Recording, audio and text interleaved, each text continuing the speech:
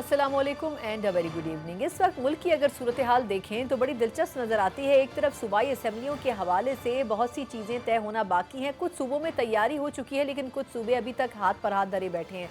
दूसरी तरफ वफाक का ये हाल है कि जो बड़ी पॉलिटिकल पार्टीज़ हैं, मुस्लिम लीग नून और पाकिस्तान पीपल्स पार्टी, उन्होंने तो मामला तय कर दिए हैं, लेकिन तीसरे इत्तेहादी मुत्तहदा कौमी मूवमेंट की जो मुतालबात की फहरिस्त है खासी तवील है। लेकिन लगता यह है कि मुस्लिम लीग नून इस मरतबा निगोसिएशन करने में कामयाब हो जाएगी, क्योंकि वो पीपल्स पार्टी जो कि कतरा रही थी ना सिर्फ ये कि वजारत उज़्मा बल्कि मौजूदा हुकूमत में हुकूमती बेंचेस का हिस्सा बनने से उसको बिला आखिर मजबूर तो कर चुकी है नून लीग के वो हुकूमत में शामिल हों, भले वजारतें ना लें, लेकिन उसके बावजूद हुकूमती मरात और हुकूमती ओहदों से मुतालिक जो एक डिबेट चली थी उसमें उन्होंने इस हद तक कॉम्प्रोमाइज़ कर लिया है कि वो हुकूमत को सपोर्ट करने के साथ हुकूमत का हिस्सा बनने पर भी रजामंद हो चुके हैं।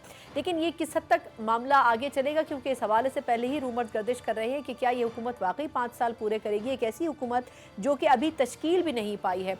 दूसरी तरफ इनकी जो अपोनेंट जमात है पाकिस्तान तहरीक इंसाफ, उनका ये आलम है कि वो ये दावा कर रहे थे कि 180 नशिस्तों के साथ वो अकेले हुकूमत बनाने की अहलियत रखते हैं, बशर्ते वो 180 नशिस्तें उनको मिल जाएं। लेकिन अब सुनने में ये आ रहा है कि 3 मार्च को वो अपने इंट्रा पार्टी इलेक्शन करवाने जा रहे हैं, जिसके बाद MWM या सुन्नी इत्तेहाद कौंसिल जैसी बेसाखियों की उन्हें ज़रूरत नहीं पड़ेगी। लेकिन देखना ये होगा कि माजी की सियासत से क्या पाकिस्तान तहरीक इंसाफ ने सबक सीखा है और एक नया खैबर पख्तूनख्वा बनाने जा रहे हैं। दूसरी तरफ एक बड़ा चैलेंज सूबाई हुकूमतों में नून लीग को पंजाब में भी दरपेश होगा, क्योंकि वहाँ पर जो मरकजी कैंडिडेट है वज़ीर आला की, वो मरियम नवाज़ साहिबा हैं। मरियम नवाज़ साहिबा के सामने जो रोल मॉडल हैं वो शहबाज शरीफ साहब हैं, जिनके बारे में ये कहा जाता है कि वो बेहतरीन एडमिनिस्ट्रेटर रहे हैं। क्या मरियम साहिबा रेस में उन्हें पीछे छोड़ सकेंगी? क्योंकि मियां नवाज शरीफ साहब ने एक बहुत बड़ा कॉम्प्रोमाइज़ ज़रूर किया है, अंदरूने खाना इसको कहा जाए तो गलत नहीं होगा, खुल कर ना कहें, लेकिन उसके बावजूद इस मरतबा वो अपनी बेटी को लॉन्च करना चाहते हैं और ख़ुद सियासत में एक कॉर्नर पर खड़े होकर चीज़ों को मैनेज करना चाहते हैं। तो मरियम साहिबा के लिए भी ये बहुत बड़ी जिम्मेदारी होगी। आज के प्रोग्राम में इस पर तफसीली बात करेंगे और प्रोग्राम के आखिरी इकॉनमी से रिलेटेड कुछ चैलेंजेस हैं, जिसके हवाले से कुछ दिनों पहले फिच की एक रिपोर्ट भी आई थी, और इसके बाद IMF का एग्रीमेंट जो कि मार्च में एक्सपेक्टेड है, उस हवाले से भी कुछ डिटेल्स होंगी, लेकिन वो प्रोग्राम के आखिर में डिस्कस करेंगे। प्रोग्राम के पहले हिस्से में बात करने के लिए इन तमाम चैलेंजेस पर मेरे साथ मौजूद हैं सीनियर सहाफ़ी और तजियाकार वीडियो लिंक पर जाहिद गशकोरी साहब। जाहिद साहब से thank you so much for joining. और इसके अलावा सीनियर सहाफ़ी हसनात मलिक साहब मेरे साथ स्टूडियोज़ में मौजूद हैं। हसनात, आपका भी बहुत शुक्रिया। मैं आपकी इजाज़त से चाहूँगी कि मैं पहले जाहिद को इन कर लूँ गुफ्तगू में। जाहिद, ये बताइएगा कि एक तरफ वफाक की हुकूमत है जिसकी अभी तक डायनामिक्स पूरी तरह क्लियर नहीं है, MQM वजारतें मांग रही है, और दूसरी तरफ गवर्नरशिप के ऊपर भी कुछ कॉम्प्रोमाइज़ नहीं हो पा रहा। अब सुनने में आ रहा है कि शायद नून लीग जो गवर्नरशिप है सिंध की वो दे दे नून मुत्तहदा कौमी मूवमेंट को, लेकिन क्या पीपल्स पार्टी के लिए डाइजेस्टेबल होगा?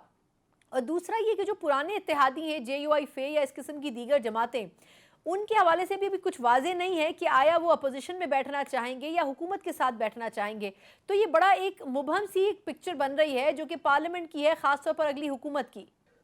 अगली हुकूमत की जो सूरत हाल मुझे नज़र आती है वो पिछले PGM की गवर्नमेंट से बिल्कुल मुख्तलिफ होगी। उसका ज़ाविया कुछ इस तरह से बन रहा है कि ये गवर्नमेंट इस दफ़ा मजबूत होगी, और जो पिछले मसाइल उनको 14 महीने रहे थे, वो मैं नहीं देखता कि इनको यहाँ सेंटर में सिवाय इकानमी के मसाइल और हुकूमत या पाकिस्तान की रियासत को जो चैलेंजेस हैं वो मसाइल उनके सामने हों।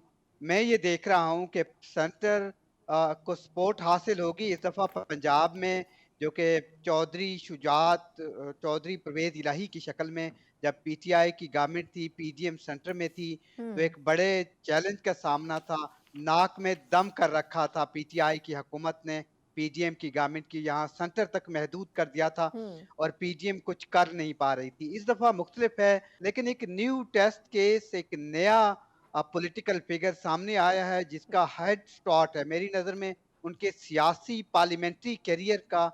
मरियम नवाज का एक हेड स्टार्ट है, हम्म। उनको एक टीम जो कि नून लीग देना चाह रही है, एक बड़ा चैलेंज होगा। और जो मोमेंटम शहबाज शरीफ ने 2008 से 2018 तक पंजाब में बनाए रखा था, हम्म। उसी को दोबारा पार्टी रिवाइव करना चाहती है। उसके लिए एक टीम वर्क तैयार हो रहा है। मरियम नवाज के साथ टीम कौन कौन सी होगी, किस तरह के प्लेयर्स खुद नवाज शरीफ की निगरानी में पंजाब हुकूमत पर फोकस रखेंगे, ताकि एक जो रीगेन कर सके पाकिस्तान मुस्लिम लीग नून। पंजाब में जो आपने सवाल उठाया हम्म। गवर्नरशिप का सूबा सिंध में, हम्म। मेरी नज़र में जो मेरी इंफॉर्मेशन है वो एमक्यूएम भी एक मेजर बेनिफिशियरी होगी इस सिस्टम की।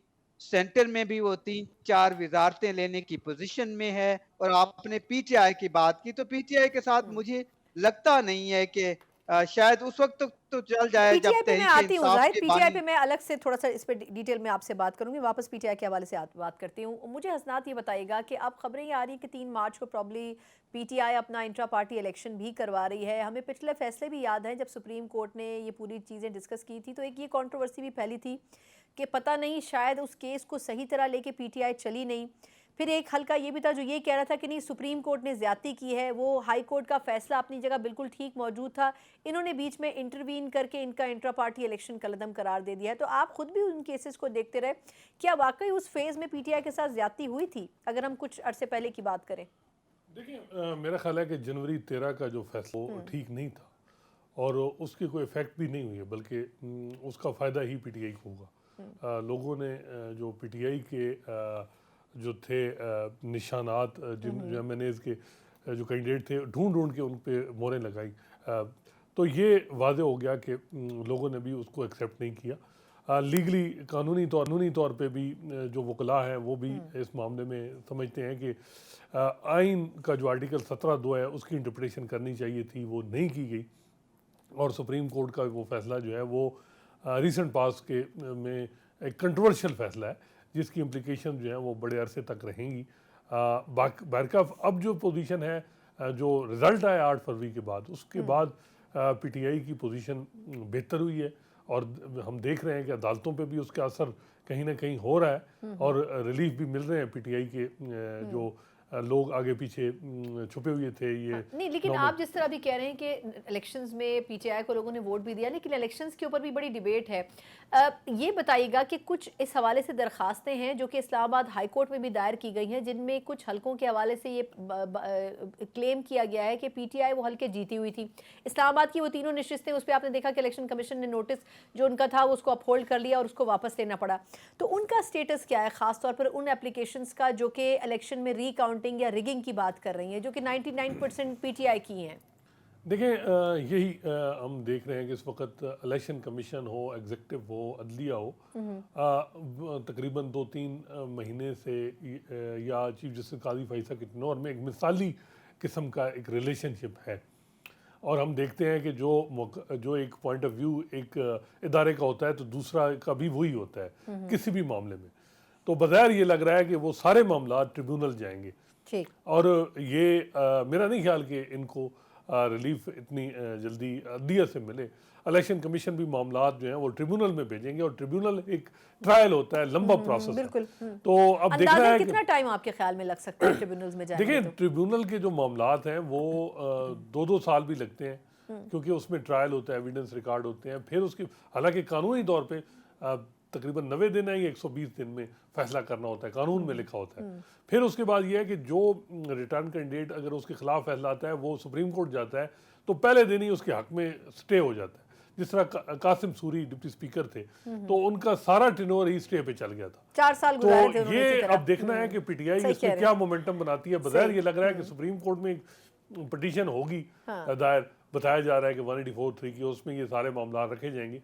लेकिन जो हालात हमें माजी जो 3-4 महीने के इदारों के जिस तरीके से चीज़ें चली हैं अदलिया में भी और इलेक्शन कमीशन में, तो उससे लग रहा है कि सुप्रीम कोर्ट भी यही कहेगी कि कानून बड़ा वाज़ेह है, आर्टिकल 225 के तहत ट्रिब्यूनल में ये मामला जाएंगे। लेकिन दूसरी तरफ से पीटीआई का ये मौक़िफ़ है कि ये एक सिस्टमेटिक रिगिंग है, वो एलिगेशन है। उस बुनियाद पे 2013 में भी एक इंक्वायरी कमीशन बना, तो अब भी एक कमीशन की तरह एक प्रोब होना चाहिए। तो अब ये सारा डिपेंड जो है ये सुप्रीम कोर्ट ऑफ पाकिस्तान या चीफ जस्टिस काजी फैसल पे है। तो लेकिन उम्मीद कम लग रही है आज की डेट। उम्मीद किससे आपको कम लग रही है, सुप्रीम कोर्ट से या पीटीआई की कामयाबी से? पीटीआई के जो मामलात जो वो समझते हैं कि उनको कोई बड़ा रिलीफ या बड़ा ब्रेक थ्रू हो जाएगा, पॉइंट मेरा नहीं ख्याल कि वो कोई इतना बड़ा ब्रेक थ्रू इस हालात में हो। जाहिद भी ज्यादा बाखबर हैं, वो ज्यादा आपको इस चीज को बता सकते हैं। मैं इसी हवाले से जाहिद से क्वेश्चन करना चाह रही हूँ। जाहिद ये बताएगा कि आप 3 मार्च को इंट्रा पार्टी इलेक्शन तो करवा रहे हैं, हमें याद है कि पिछले इलेक्शंस में जो माजी के रहे उसमें 35 पंचर का एक हवा था जिस पे बड़े अरसे पाकिस्तान तहरीक इंसाफ खेलती रही। लेकिन बाद में जब वो इन्वेस्टिगेट हुआ तो उसमें से बहुत से हलकों में जेन्युइनली पाकिस्तान तहरीक इंसाफ कोई कामयाब नहीं हुई थी। अब इस मर्तबा भी इन्होंने यही कहा। अगर हम एक हल्के की मिसाल लें जो मैं पहले भी कई दफ़ा कोट कर चुकी हूँ कि मानसेरा का सूबाई हल्का था 40 का PK40, वहाँ पर दोबारा नून लीग के जो कैंडिडेट थे वो कामयाब हो गए जब रिकाउंटिंग करवाई गई, और PTI के कैंडिडेट ये कह रहे थे कि वहाँ धांधली हुई है। तो क्या ये समझा जाए कि इस मर्तबा भी पाकिस्तान तहरीक इंसाफ यही करना चाहती है कि सिर्फ मैनिपुलेट करके कंट्रोवर्शियल करे इलेक्शंस को?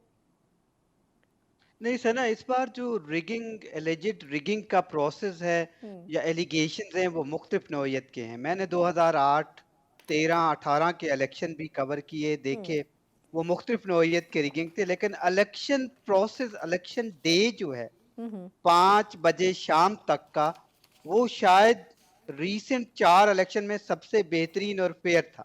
ठीक। उसके बाद जो काउंटिंग का प्रोसेस है, जो कानून का है, फॉर्म 45 का, जो कि हर हलके से आता है, प्रिजाइडिंग ऑफिसर उसको साइन करता है, फिर फॉर्म 47 जनरेट होता है। मैं एक मिसाल देता हूं, ये ग्लिचेस हैं या टेक्निकल इश्यूज हैं या फॉर्म 40 की काउंटिंग की इरेगुलरिटीज हैं, इनके रिजल्ट तब्दील होना या इनकी इन्वेस्टिगेशन करना, फोरेंसिक ऑडिट करना, इनको दोबारा बनाना, ये पहली नौइयत के मुख्तलिफ केसेस पहली बार सामने आ रहे हैं। 14 के करीब लगभग हलके हैं, जिसमें यास्मीन राशिद और नवाज शरीफ का हलका भी है, जहां काउंट की इरेगुलरिटीज हैं। फिर सलमान अकरम इस्लामाबाद राजा की साहब का तीनों हल्का हैं। है। बिल्कुल वो एक हलका है। मैं एक मिसाल जी दूं जी अगर जी आपको जी। एक हलके की, जिसमें एक तो उन्होंने farm45.com एक वेबसाइट बनाई, सब लोगों ने लगा दिए, वो सब कह रहे हैं कि वो दूसरी पार्टी भी लेके सामने खड़ी हुई, वो कह रहे हैं हम जीत रहे हैं और ये farm45 ओरिजिनल हमारे पास है। PTI भी कहती है कि हमारे पास है, ये farm45 ओरिजिनल है। उनका आप फोरेंसिक ऑडिट करना। मैं एक मिसाल देता हूँ कि PP281 एक चौबारा तहसील है डिस्ट्रिक्ट लिया की, ये मेरे अपना हल्का है तो मुझे अंडरस्टैंडिंग ज्यादा है। उसका केस इलेक्शन कमीशन में अब आया है, ठीक। जिसमें फॉर्म 47 के मुताबिक उसके काउंट सारे गलत हैं और वो जीत रहा है। एक PTI का कैंडिडेट उसने जीता है। फिर जो फॉर्म 49 आया है, जो अल्टीमेट फॉर्म है, उसमें भी काउंटिंग गलत है। वहां काउंट 5000 का बनता है, वहां 3000 का बनता है, और जो रिजेक्शन रेशियो है वो बहुत ज्यादा है। और अब 29 तारीख को ये केस लगा हुआ है। तो कैंडिडेट के फॉर्म 47 में मुख्तलिफ वोट हैं और तकरीबन 18 कैंडिडेट हैं, और फॉर्म 49 में मुख्तलिफ है। तो ये यूनिक केसेस हैं, इस पे डिस्कशन हम कर सकते हैं। मुझे लगता है कुछ पे रिजल्ट शायद तब्दील हो, जिस तरह असनात ने एक बड़ी खूबसूरत बात की, मैं एग्री करता हूँ खूबसूरत 100% बातें तो उनसे। करते हैं, ये ऐसी बात नहीं है।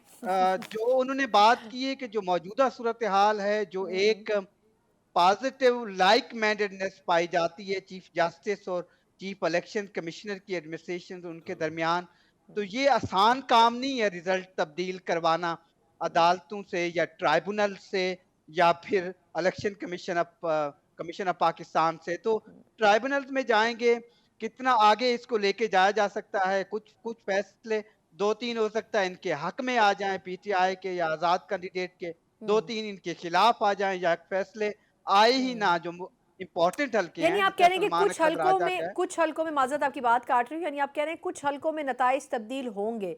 वो जो एक 180 नशिस्तों की वो बात कर रहे हैं, अगर 180 पर ना भी गए तब भी कुछ ना कुछ का इजाफा तो होगा। नहीं, मेरा नहीं ख्याल 121, 180 या 180, जब हम लाइव ट्रांसमिशन करते रहे हैं, अपने आपने भी की, मेरी बात हुई सारे तमाम लीडरान से, इवन बैरिस्टर गोवर साहब से भी।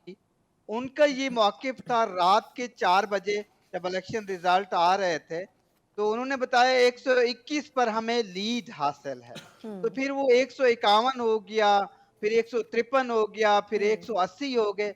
ये एक पॉलिटिकल चीजें हैं जो सियासी पार्टी का हक होती है, जो वो चाहे करे और बताए और सीटें बताए। 87 पहले फिगर था, मैंने भी बताया था। अब 82 है। अब इलेक्शन कमीशन में हमेशा आप डॉक्यूमेंट की बात करेंगी, 82 को इंडोर्स किया गया है। सियासी जमात दो, दो जो उन्होंने अपने आप को शामिल किया है उसमें, जम किया है। तो वो 82 हैं। ठीक, तो बिल्कुल ठीक। सेंटर में बहुत मुश्किल होगा, हुकूमत तो बनाना दूर की बात है, अपोजिशन को अपने आप को इकट्ठे रखना और इवन जो विमेन की या माइनॉरिटी की रिजर्व सीट है उनको लेने के लिए भी एक बड़ी लीगल बैटल मैं देखता हूं सुप्रीम कोर्ट तक ये केस जाता हुआ कि ये बिल्कुल उनका ठीक। लेजिटिमेट राइट बनता है कि नहीं। मेरी नजर में ये बहुत मुश्किल होगा पीटीआई को सीटें हाँ, लेना अच्छा आपने तो अभी माइनॉरिटीज। सेंटर की बात की है, मुझे केपी और पंजाब पे थोड़ा डिटेल में बात करनी है, लेकिन एक और इम्पॉर्टेंट चीज़ जिस पे हसनात का मैं कमेंट चाहूँगी। हसनात, वैसे बर्डन बज़ाहिर अगर गुफ्तगू हम समझें इनकी जाहिद की, तो वो आ रहा है कोर्ट्स के ऊपर, अदालतों के ऊपर, कि वो कितना इलेक्शन के ऊपर जो कंट्रोवर्सी थी उसको ख़त्म करने में मावन होंगी। लेकिन असल इशू ये है कि वो ये कह रही है कि जी हमारे तो इख्तियारात ही नहीं है, असल इख्तियारात इलेक्शन कमीशन और ट्राइब्यूनल्स के पास हैं। एक तो ज़रा इसकी वजाहत कीजिएगा कि वो टेक्निकल थ्रेड क्या होगा, कि क्या हर दूसरा बंदा कोर्ट में जाके दरखास्तें दायर कर रहा है, क्या वो सही प्लेटफॉर्म है, या उनको पहले इलेक्शन कमीशन में जाना चाहिए। और दूसरा सर, कल एक बड़ा इंपॉर्टेंट केस था सुप्रीम जुडिशल काउंसिल के हवाले से, जस्टिस मज़ाहिर नकवी साहब जो रिटायर हो चुके हैं, वो एक पूरी कंट्रोवर्सी थी जो उनके इस्तीफे, उनके रिटायरमेंट लेने और उसके बाद जस्टिस एजाजुल हसन साहब की भी रिटायरमेंट हुई, तो लगा ये कि कुछ ना कुछ अंदर खिचड़ी पक रही है। अगर हमें उस स्टोरी और कल के उस डिसीजन की भी आप थोड़ा सा बैकग्राउंड बता सकें कि वो कैसे फ्यूचर प्रिडिक्ट करेगा सुप्रीम कोर्ट का, और चीफ जस्टिस साहब के ऊपर इस वक्त कितना प्रेशर है कि अदालतें ट्रांसपेरेंटली काम करें। देखें जी, एक तो जो आप कह रहे हैं कि पीटीआई को रिलीफ, बज़ाहिर ये लग रहा है कि पीटीआई में भी कोई कोऑर्डिनेटेड एफर्ट नहीं है।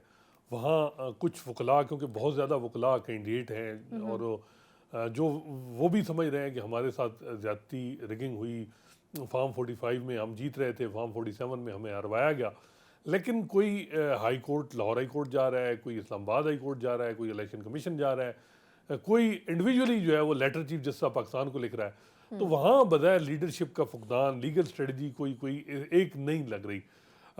एक तो जिसका हम देख रहे हैं कि 1-2 हफ्ते से अब ये आज की अनाउंसमेंट है कि वो एक पिटीशन दायर करेंगे जिसमें सबका मामला सुप्रीम कोर्ट के सामने रखा जाएगा, पाकिस्तान तहरीक इंसाफ जी दायर करेगी। तहरीक इंसाफ। तो वहाँ एक चीज़ है, लेकिन वही बात आएगी कि उम्मीद नहीं है कि सुप्रीम कोर्ट उस पटिशन के यानी वो ज़्यादा ये हो सकता है कि ट्रिब्यूनल को डायरेक्शन हो कि आप जल्दी के डिसाइड करें। इंक्वायरी कमीशन इससे ज्यादा नहीं है। एक ये हो सकता है कि इंक्वायरी कमीशन बने, इंक्वायरी कमीशन के चांसेस जिस तरह 2013 के इलेक्शन में हुई, तो वो क्या वो बन पाएगा या नहीं बन पाएगा वो देखना होगा। लेकिन ये लग रहा है कि अगर सारे इदारे ये समझे कि इसका प्रोब होना चाहिए ताकि वंस फॉर ऑल कंट्रोवर्सी ख़त्म हो, तभी होगा। अदरवाइज बज़ाहिर कोई नहीं लग रहा कि अदलिया कोई एक्स्ट्रा ऑर्डनरी अलहदा हो के इलेक्शन कमीशन या दूसरे इदारों से हट के कोई करेगी कोई चीज़।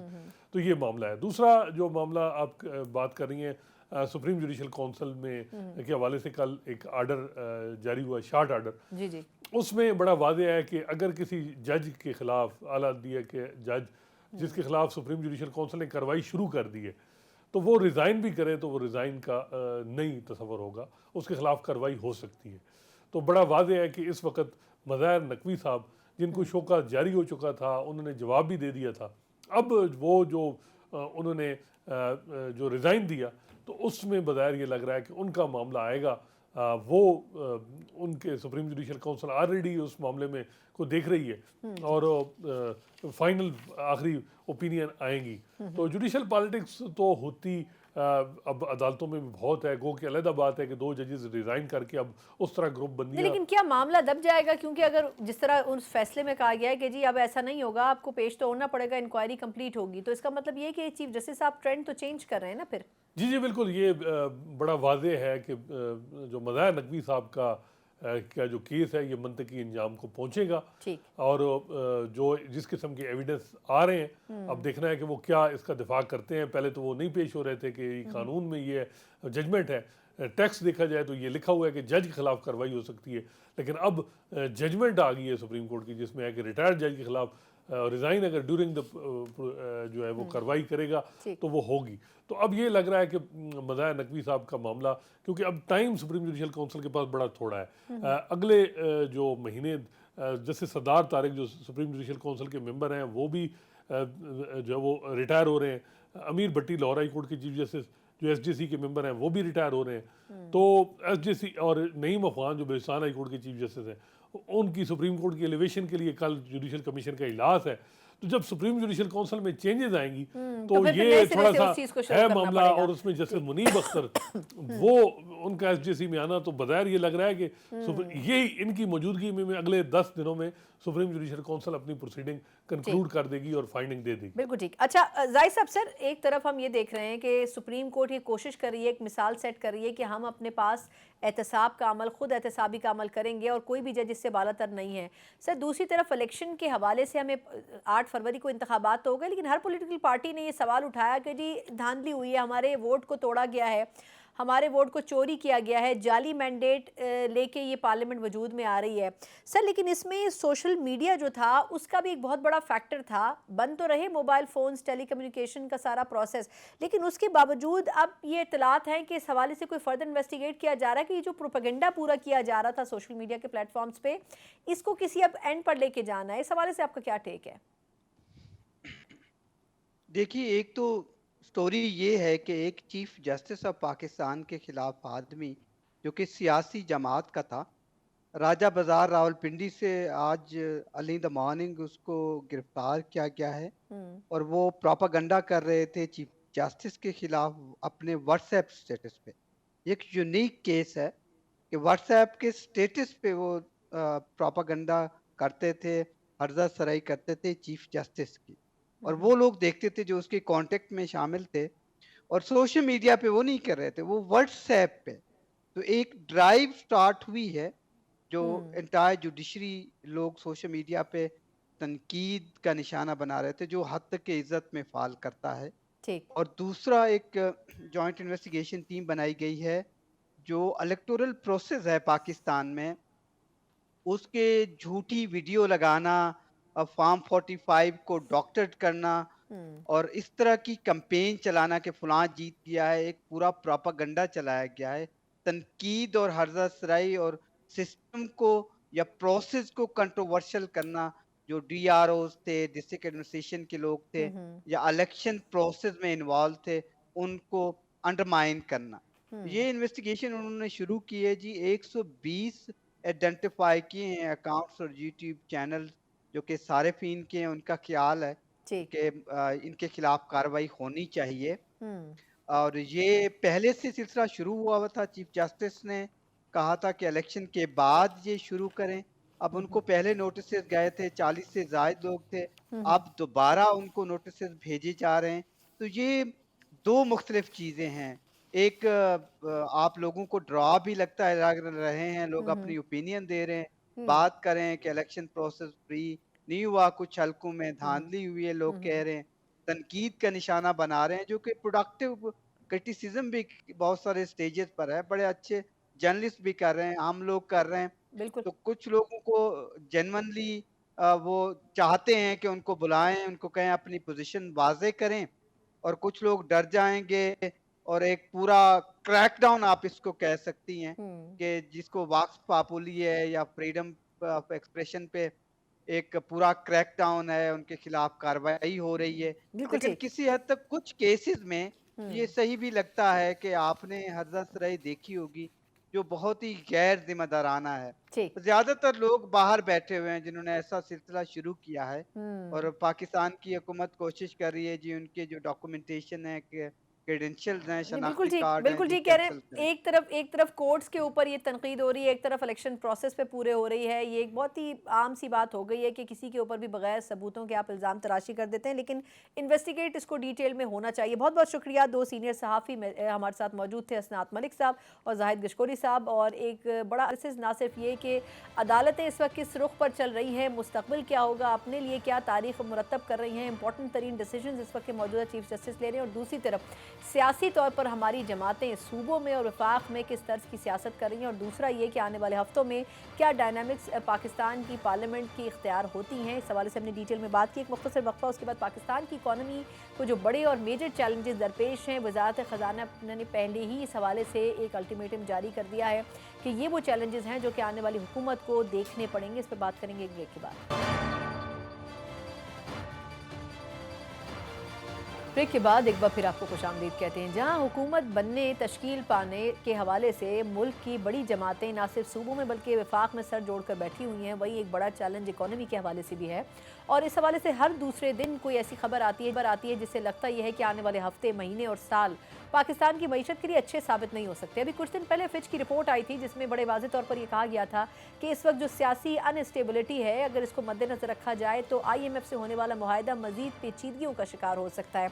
और अब वजारत ख़जाना की तरफ से 8 नुकाती एजेंडा पेश किया गया है, या ये कह लें कि कुछ 8 ऐसे खतरात की निशानदही की गई है जिसको मद्देनजर नहीं रखा गया तो पाकिस्तान की मईशत डूब सकती है। वो चैलेंजेस क्या हैं और वो साबका हुकूमतें भी और आने वाली हुकूमत भी क्या ऐसे चैलेंजेस को जो कि इकॉनमी से जुड़े हैं कभी सीरियस लेगी और उनके हल के लिए कोशिश करेगी, क्योंकि ज़्यादातर फोकस इन सियासी जमातों का अपने इंतखाब के बाद इक़्तिदार से चिमटे रहना होता है। इकॉनमी के हवाले से किस पॉलिटिकल पार्टी की पॉलिसी कितनी मजबूत और जानदार हो सकती है, इसी के ऊपर बात करने के लिए मौजूद है सीनियर सहाफ़ी मेहताब हैदर साहब। मेहताब साहब से बहुत शुक्रिया आपके कीमती वक्त के लिए। सर, ये बताइएगा कि वैसे तो हर दूसरे दिन बात की जा रही है इकॉनमी से रिलेटेड चैलेंजेस की, लेकिन अब वजारत ख़जाना ने भी खुलकर कह दिया है कि जी ये मसाइल हैं जो कि आपको दरपेश हैं। सर, थोड़ा सा अगर आप एलॉबरेट कर सकें इस खबर को। जी, बिस्मिल्लाहिर्रहमानिर्रहीम। देखें, बुनियादी तौर पर ये जो रिपोर्ट है ये बड़ी सिग्निफिकेंट है और इस वजह से सिग्निफिकेंट है कि केयर टेकर गवर्नमेंट का टेन्योर कंप्लीट होने वाला है और एक मुंतखब जमहूरी हुकूमत जो है वो अनान इक़्तिदार जो है वो संभालने वाली है। ठीक। इस टाइम आप ये देखें कि जो मैक्रो इकनॉमिक स्टेबिलिटी है इसके बारे में मिनिस्ट्री ऑफ फाइनेंस जो है वो बात कर रही है। हमें जो फिस्कल पे प्रॉब्लम्स हैं उसके बारे में बात कर रही है। आप इससे इसका अंदाज़ा लगा लें कि जो इस टाइम फेडरल गवर्नमेंट का टोटल टैक्स रेवेन्यू है वो सिर्फ जो कर्ज़ों पे सूद की अदायगी है उसके लिए काफ़ी है। बाकी आपने डिफेंस, उसके अलावा development, running of the government, pension, salaries, subsidies, each and everything उधार लेकर पूरी करनी है। तो यानी ये इसके लिए हमारे पास पैसा नहीं है, बिल्कुल भी। इसके लिए हमारे पास पैसा नहीं है। तो एक तो IMF का प्रोग्राम जो है वो नविश्ता दीवार है, वो लेना पड़ेगा चाहे किसी की भी हुकूमत आए। और इस टाइम मैं समझता हूँ बड़ी बदकिस्मती है कि ये जो इंस्टेबिलिटी है इसकी वजह से आज ही देखें कि PTI ये ऐलान कर रही है कि वो एक ख़त लिखने जा रहे हैं IMF को कि आप इन इलेक्शंस की वजह से ये कर्जा देने में वो जो शराइत है उसको शामिल हाल करें। तो बुनियादी तौर पर एक तो ये फिस्कल फ्रेमवर्क जो है बहुत बड़ा चैलेंज है, डेट बहुत बड़ा चैलेंज है। डेट के बारे में भी इस रिपोर्ट के अंदर बात की गई है, क्लाइमेट के बारे में बात की गई है, गवर्नेंस के स्ट्रक्चर के बारे में बात की गई है। सूबों का जो इनएबिलिटी है कि वो सिर्फ ज़्यादा से ज़्यादा उनकी डिपेंडेंस जो है वो सेंटर से जो मिलने वाले पैसे हैं NFC के तहत उसके ऊपर है। इसके बारे में इसको भी एक ख़तरा करार दे दिया गया है। तो ये वो सारे खतरात हैं जो कि इस रिपोर्ट में बयान किए गए हैं और ये बिल्कुल हकायक के बिल्कुल लेकिन मेहताब साहब, अब ये तो एक बहुत ही मतलब हैरत अंगेज और डराने वाली बात है कि हमारे पास सूद की पेमेंट के अलावा कुछ अमूर चलाने के लिए पैसा ही नहीं है। तो हम क्या IMF से ही पैसा लेते रहेंगे या वर्ल्ड बैंक और ऐसे इदारों से कर्जा लेके फिर मुल्क चलाएंगे? देखें, बुनियादी तौर पर 2 अकाउंट्स होते हैं। एक अकाउंट आपका इंटरनल अकाउंट है, एक एक्सटर्नल अकाउंट है। प्रॉब्लम ये है कि हमारे दोनों अकाउंट्स के अंदर गैप है, दोनों अकाउंट्स के अंदर खसारा है। IMF का प्रोग्राम इसलिए ज़रूरी है कि हम अपने जो लोकल करेंसी पे, हालांकि कर्जा हमारा ज़्यादातर डोमेस्टिक डेट है, वो तो हम नोट छाप कर भी जो है वो अदा कर सकते हैं। इशू ये है कि जो एक्सटर्नल डेट है, डॉलर्स तो नहीं छापे जा सकते। तो ये एक मेजर चैलेंज है। अगले माली साल के दौरान हमने कोई 25 से 30 अरब डॉलर जो है वो डेट सर्विसिंग की सूरत में अदा करने हैं। इसमें करंट अकाउंट डेफिसिट शामिल नहीं है। तो बुनियादी तौर पर इतना बड़ा गैप है। अब जो इंटरनल की बात कर रहा था मैं डोमेस्टिक की, वो ये है कि जब तक हम टैक्स नेट नहीं बढ़ाएंगे और अपने एक्सपेंडिचर्स को कम नहीं करेंगे कोई हमारी मदद को नहीं आएगा और ये हमें करने पड़ेंगे। जो आने वाली हुकूमत है उसके मेन्यू पे ये सारी की सारे इश्यूज हैं जिनको से रिजॉल्व करना है। अच्छा, ये बताएगा कि इसका मतलब अब जो नई हुकूमत आनी है, अगर आपको याद हो ब्लूमबर्ग की रिपोर्ट आई थी इलेक्शन से पहले, उसमें ये कहा गया था कि नून लीग के दौरे हुकूमत में इकनॉमिक पॉलिसीज़ बहुत अच्छी थी लेकिन PTI की मकबूलियत अपनी जगह ज़्यादा है। आपके ख्याल में इस मरतबा फिर नून लीग की हुकूमत आ रही है या ये कह लें कि बेसिक होल्ड उनके पास ज़्यादा होगा, तो कुछ उम्मीद की जा सकती है कि ज़्यादा बेहतर इकनॉमिक रिफॉर्म्स होंगे? देखिए, बुनियादी तौर पर जो पहला चैलेंज है, मैं समझता हूँ कि हम पहले 3 माह की अगर बात करें तो मार्च में अगर हुकूमत बनती है तो सबसे पहला चैलेंज तो ये है कि जो मौजूदा IMF का प्रोग्राम है जो कि 12 अप्रैल को ख़त्म हो रहा है, इसका लास्ट रिव्यू रहता है, उसको कंक्लूड करना है। दूसरा चैलेंज ये है कि आईएमएफ के साथ एक नया प्रोग्राम निगोशिएट करना है बजट से पहले। वो निगोशिएट इस तरह से करना है जो 3 साल का होगा, कि ये जो आईएमएफ की कंडीशंस हैं 3 साल की, इनको स्टैगर करके किया जाए, इनको फेजेस में किया जाए, क्योंकि आईएमएफ के प्रोग्राम की शराइत बड़ी सख्त होनी है। ठीक। उसको अच्छा, अगर माज़रत इसमें बात काट रही हूँ, पिछले मुआहदे से ज्यादा सख्त होने जा रहा है ये मुआहदा, या आपको लगता है कि कुछ इसमें नरमी हो सकेगी? मेरा ख्याल में तो इस पाकिस्तान की हिस्ट्री का सबसे सख्त मुआहदा होने जा रहा है। उसकी बुनियादी वजह यह है कि हमारा गैप चूंकि बड़ा है, आईएमएफ से हमें स्पेशल रिक्वेस्ट करनी पड़ेगी कि प्रोग्राम का साइज जो हमारा कोटा है उससे बढ़ा के हमें दें। उसके लिए पॉसिबिलिटीज एक्सप्लोर करने की जरूरत है। एक और बात है जो मैं समझता हूँ बड़ी क्रूशल है, वो ये है कि कहीं आईएमएफ ये शर्त आयद ना कर दे कि आपके जो बायलैटरल क्रेडिटर्स हैं जिसमें चाइना और सऊदी अरब हैं, उनसे डेट को रिस्ट्रक्चर करवा के लाएं। ये एक मेजर इशू हो सकता है, क्योंकि श्रीलंका के केस में भी ऐसे ही हुआ था कि उनको ये कहा गया कि आप रिस्ट्रक्चर करवा के लाएं, जब वो डिले हुआ तो वो डिफॉल्ट कर गया था।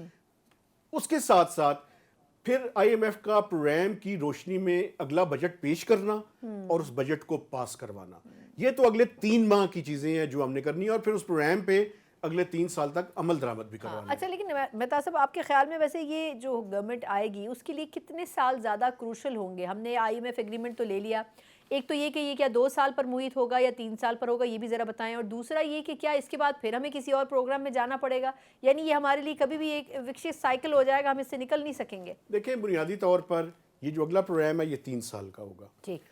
उसमें पहले कोई 2 साल तो इंतहाई टफ होंगे, चूँकि उसमें आईएमएफ की कोशिश ये होगी कि हम उससे इकोनॉमी की लैंग्वेज में कहते हैं फ्रंट लोडेड प्रोग्राम करना।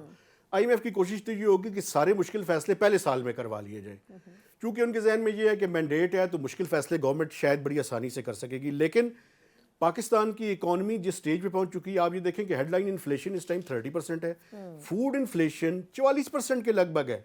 तो इतनी बड़ी इन्फ्लेशन के साथ अगर मजीद बोझ डालें लोगों पे, तो मैं समझता हूँ कि लोगों की चीखें निकल रही हैं, खासकर मिडिल क्लास की। अब खतरा ये है कि आईएमएफ के प्रोग्राम की मौजूदगी में कहीं ये मिडिल क्लास लोअर मिडिल में ना चली जाए। जी बिल्कुल, ये खतरा है। एक तो इसको स्टैगर करने का फायदा ये है, फेजेस में करने का फायदा ये है कि उसके असरात लोगों के ऊपर जरा और मिडिल क्लास के ऊपर जरा कम आए। दूसरा जो इम्पोर्टेंट इशू ये है कि अगले 3 साल के प्रोग्राम को तसलसल के साथ चलाना और एक पॉलिटिकल इंस्टेबिलिटी के एनवायरनमेंट में चलाना, it would not be an easy thing. अच्छा, आपके ख्याल में इस वक्त गवर्नमेंट जो बनने जा रही है उसके लिए ज़्यादा मौजू शख्सियत कौन सी होगी? क्योंकि इसहाक डार साहब हमेशा जब भी नून लीग की गवर्नमेंट आई है वज़ीर ख़जाना रहे हैं। मिफ्ता साहब का एक्सपेरिमेंट किया गया, बेहतर साबित हो रहे थे, लेकिन उनको हटा दिया गया फिर कंट्रोवर्सी क्रिएट करके। तो आपके ख्याल में इस वक्त चॉइस डार साहब ही होने चाहिए या फिर कुछ और भी नया एक्सप्लोर करना चाहिए हुकूमत को? देखिए, मुख्तलिफ लोगों के नाम तो सामने आ रहे हैं, लेकिन डार साहब इस टाइम सबसे ज़्यादा स्ट्रॉन्ग कंटेंडर है। उसकी वजह ये है कि एक तो पॉलिटिकल बैकिंग उनकी बड़ी ज़्यादा है, दूसरा वो आईएमएफ की चीज़ों को समझते हैं। लेकिन 2 चैलेंजेस हैं उनके। एक तो आईएमएफ के साथ वो एक्सचेंज रेट के ऊपर अपने जो है वो ना अड़ाएं, ज़्यादा सख्त मौक़िफ़ इख्तियार न करें जिस तरह के लास्ट टाइम उन्होंने कर लिया था। दूसरा ये है कि SIFC को उन्हें साथ लेके चलना पड़ेगा, ये एक रियलिटी है, इसको साथ लेके चलाना पड़ेगा, चूँकि ये 2 चैलेंजेस डार साहब के लिए खासकर बड़े इंपॉर्टेंट हैं। नहीं, लेकिन आपके ख्याल में जो दूसरे नाम सामने आ रहे हैं उसमें क्या किसी और बंदे में ऐसा कोई वजन है कि उसको हम इकोनॉमिक एक्सपर्ट कह लें? मतलब इनके बारे में क्रिटिसिज्म होता है, इनको कहा जाता है कि ये इकोनॉमी के एक्सपर्ट नहीं है, इकोनॉमिस्ट नहीं है बुनियादी तौर पर। तो क्या आपको लगता है कि सिर्फ एक अंडरस्टैंडिंग की वजह से ही ये अभी सौदे पर आए, या इनको बैक एंड के ऊपर रहकर मामलात को देखना चाहिए? जैसे अब नवाज शरीफ साहब खुद हैं, उन्होंने पॉलिटिक्स में आगे दूसरों को कर दिया है, अपने भाई को, अपनी बेटी को, लेकिन बैक एंड पे खुद देख रहे हैं। मेरा ख्याल ये है कि डार साहब का एक एडवांटेज ये है कि उनका बैकग्राउंड में काफ़ी एक्सपीरियंस है, आईएमएफ के साथ काफ़ी तरह डील कर चुके हैं, फिर पॉलिटिकल साइड को भी उन्हें डील करना आता है। बाकी जिन लोगों के नाम सामने आ रहे हैं वो बैंकर्स हैं, वो भी इसको परफॉर्म कर सकते हैं, लेकिन फिर एक चैलेंज होगा। बैंकर्स में हमारा एक माजी रहा है ना, शौकत तरीन साहब और इस किस्म की शख्सियात, वो कोई कामयाब तजुर्बे नहीं साबित हुए। आप ठीक कह रही हैं, लेकिन उसमें एक और भी प्रॉब्लम है। वो प्रॉब्लम ये है कि आपको हफीज शेख साहब का वो याद होगा, उनका बैग और उनका सफर, एडवाइजर जो हैं उनको आपको सेनेटर जो है वो मुंतखब करवाना पड़ेगा या कौमी असम्बली की सीट से मुंतखब करवाना पड़ेगा।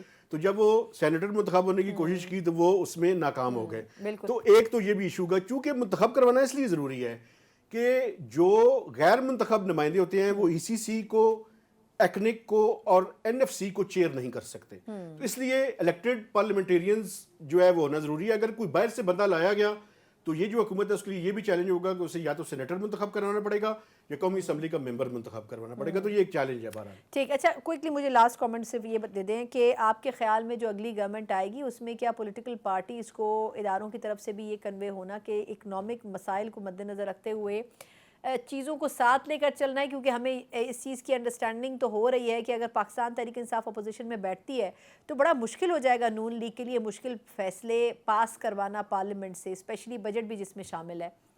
ये ज़ात खुद मैं समझता हूँ चैलेंज तो होगा जी, लेकिन अगर पाकिस्तान को आपने इकोनॉमिक स्टेबिलिटी देनी है तो उसके लिए बड़ा ज़रूरी है कि पॉलिटिकल स्टेबिलिटी हो, और पॉलिटिकल स्टेबिलिटी के बगैर IMF के प्रोग्राम को चलाना नामुमकिन होगा। इसलिए पॉलिटिकल बैकिंग बड़ी ही इंपॉर्टेंट होगी। और मैं आपको बताऊं, IMF का प्रोग्राम जो 3 साल का होगा इसमें सख्त तरीन शराइत होंगी। वो सख्त मॉनेटरी पॉलिसी, सख्त फिस्कल पॉलिसी, वो कहेंगे कि आप टैक्सेस लगाएं, एग्जाम्पशंस को ख़त्म करें, एक्सपेंडिचर्स को कम करें, पेंशन पे रिफॉर्म्स करें, बहुत सी और बातें कहेंगे वो। तो ये इतना मुश्किल प्रोग्राम पे अमल दरामद करना, और इसके अलावा बड़ी इंपॉर्टेंट बात है कि जब पॉलिटिकल स्टेबिलिटी होगी तो आपके मल्टीलैटरल और बायलैटरल जो IMF के अलावा बाकी हैं वो पाकिस्तान को डॉलर्स की सूरत में मदद करेंगे।